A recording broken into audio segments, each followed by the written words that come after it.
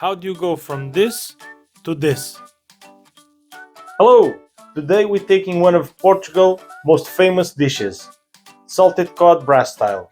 It's one of my childhood's favorite dishes. A classic comfort food that combines the richness of the cod with the creaminess of the eggs and the crispiness of the potatoes. In its authentic form, it's a dish you can eat all year round. And the only downside is once you start eating, it's hard to stop. At the end of the video, we're gonna have a short preview of our next video. Stay tuned for that. Here's where things get exciting. To elevate this classic recipe and add my own twist, I'm gonna infuse even more flavor to this dish. When it comes to the star of the show, I've chosen a special grade cod. It has an exceptional quality, giving us super juicy flakes. If you don't know how to get the cod ready to cook like this, please check in the description my previous video. Will teach you everything you need to know on how to get this fish ready for consumption. Let's get started. Originally the coil is only boiling water, but let's add some garlic and some bay leaf to the process to infuse our cod with some extra flavor.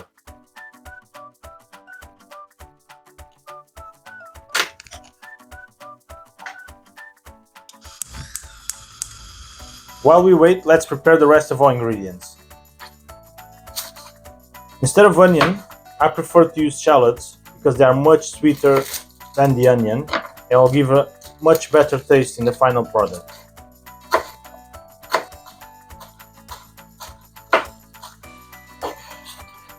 Onions are ready, now we roughly chop some parsley.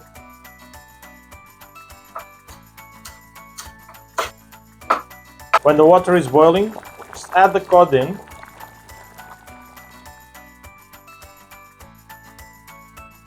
Bring it back to a boil, then turn the heat off and wait 10 minutes for it to cook. With a fillet this size, it shouldn't be longer than that.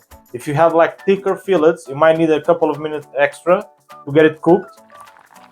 Turn the heat off, 10 minutes. 10 minutes are over.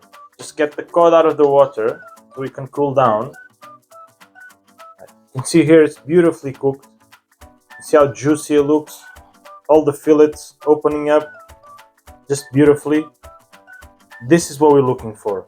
Now we need to let it cool down before you can remove all the skin and bones. Just use 2 plates, 2 containers, wherever you prefer. See how beautiful it looks. Now you just have to remove the meat from the bones. Alright, it's pretty straightforward and it's a process that the more easy you do it, the easier you'll get. So just get your hands on it. Put some gloves on. If you don't want to put gloves on it, don't put gloves on it. It's that simple. Feel all the bones. Take the skin off, just scraping your finger on the skin. And even if you leave a little bit of skins on the side, that's not any problem with that.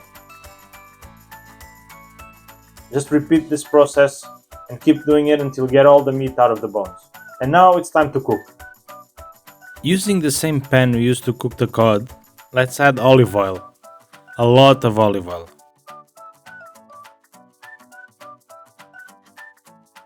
Let's add the bay leaf, onion, keeping on a medium heat. Add a pinch of salt. Let the onions sweat for a couple of minutes until they become soft.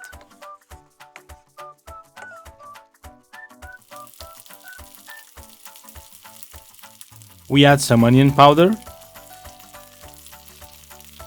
garlic powder, garlic paste, some pepper,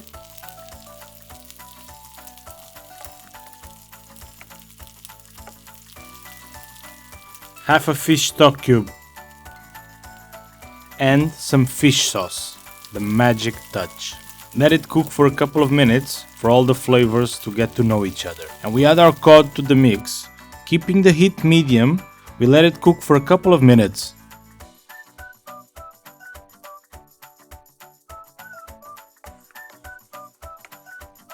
Remove the bay leaves from the pan. And we add 2/3 of our potatoes, involving carefully to avoid smashing the cod too much. We beat our eggs together, season with a pinch of salt and white pepper. Get on a low heat to add the eggs and slowly mix everything together to ensure all our mixture is covered with the eggs. Taste for seasoning. Salt is perfect, but mine needs more pepper.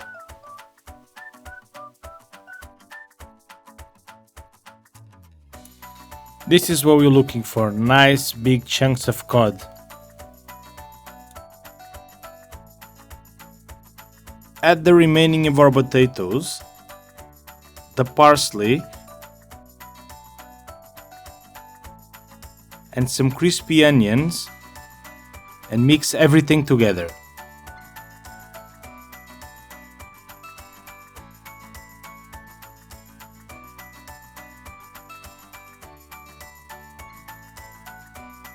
Serve and enjoy.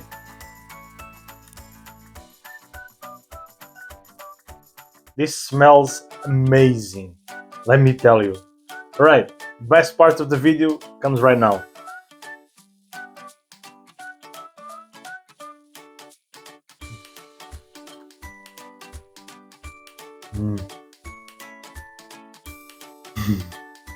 Oh wow.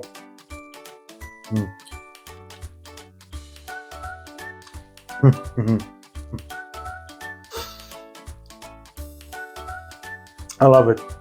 This is one of my favorite dishes. I'm gonna put it aside now. Absolutely fantastic. Even if you already tried this dish before, cook it again. Try with these changes and I'll guarantee you'll see the difference. Let me know in the comments what you think. If it's better, if it's the same, if it make it worse, depending on your taste.